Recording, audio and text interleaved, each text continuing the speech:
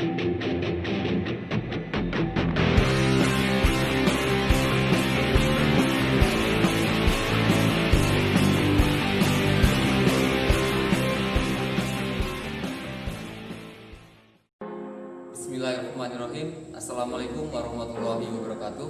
Perkenalkan, nama saya Muhammad Mizan Hairul Anam, biasa dipanggil Mizan. Saya dari Stiper Kutai Timur, jurusan Agribisnis 2017.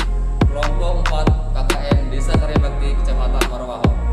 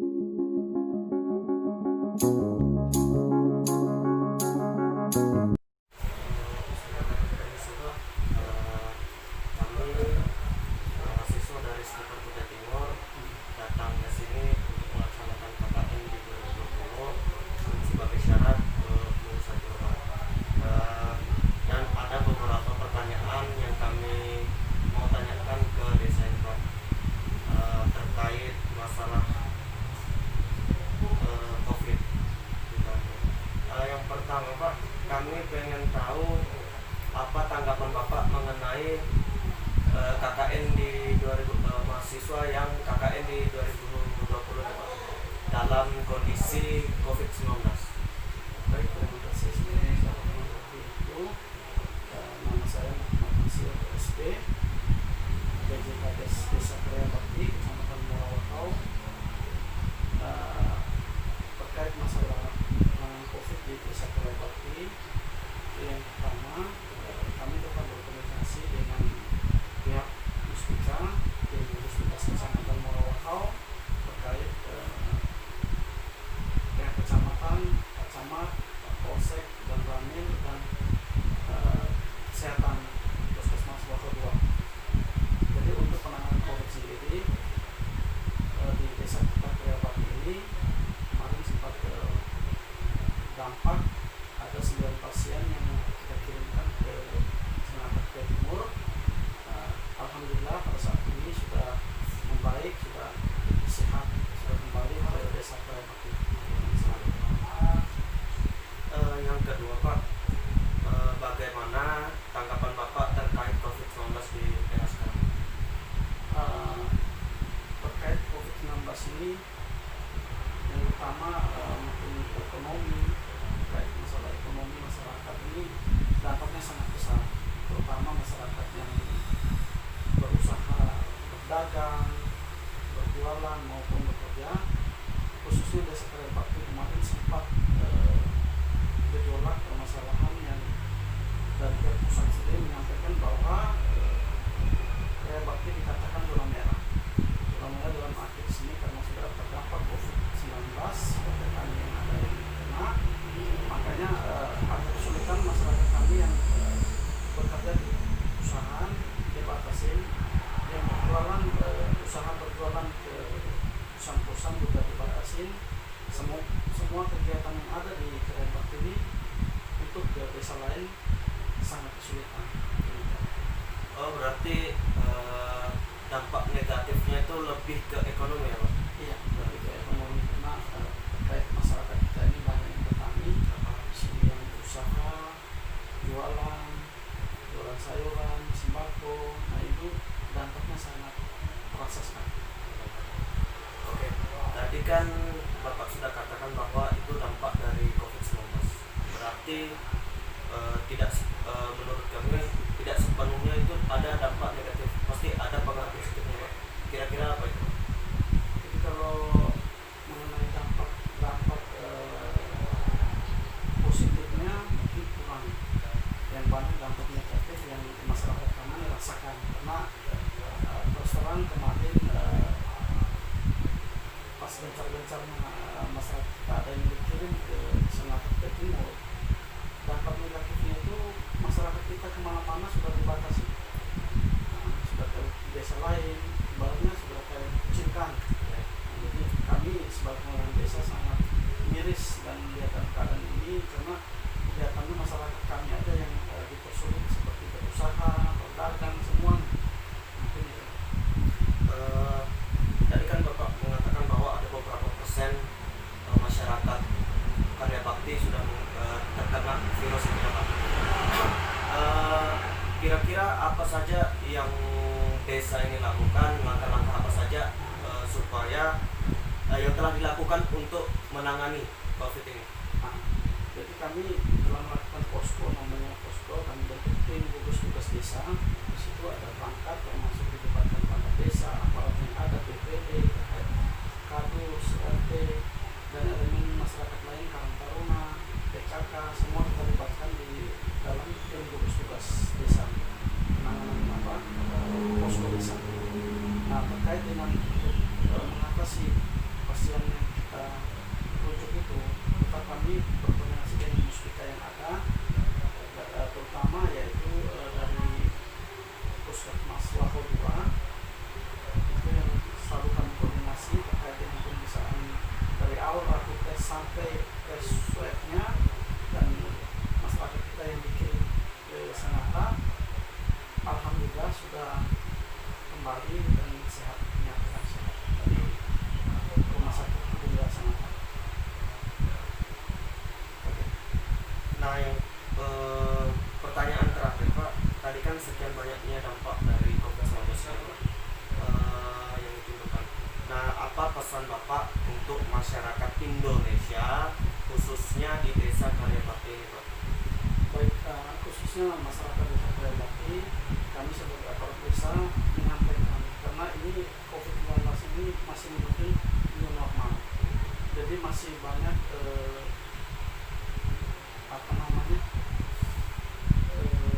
SOP kesehatan yang masih tetap dijalankan. Nah, jangan sampai masyarakat salah persepsi dengan new normal ini, masih percobaan new normal ini, sudah tidak memakai masker, tidak menyiapkan tempat cuci tangan. Nah, itu kadang-kadang masyarakat sendiri sudah kita himbau secara di forum maupun di majelis-majelis kecil. Nah, itu sudah kita sampaikan, artinya supaya masih tetap jaga kesehatannya. Mungkin cukup sekian wawancara dari kami, Pak. Kami kami mengucapkan banyak-banyak terima kasih Bapak yang telah memberikan kesempatan buat kami datang kemari. Terima kasih, Pak. Mungkin assalamualaikum.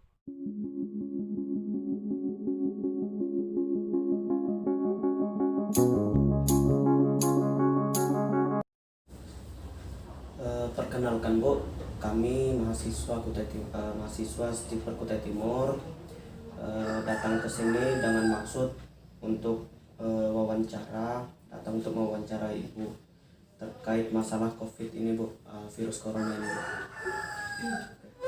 Apakah Ibu ada waktu? Iya. Pertanyaan pertama, Bu, dari kami, bagaimana tanggapan Ibu terkait COVID-19 ini, Bu, di era sekarang?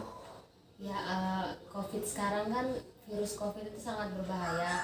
Terus juga sudah menyebar di berbagai negara. Terus banyak kasus meninggal juga, kematian di berbagai negara juga banyak.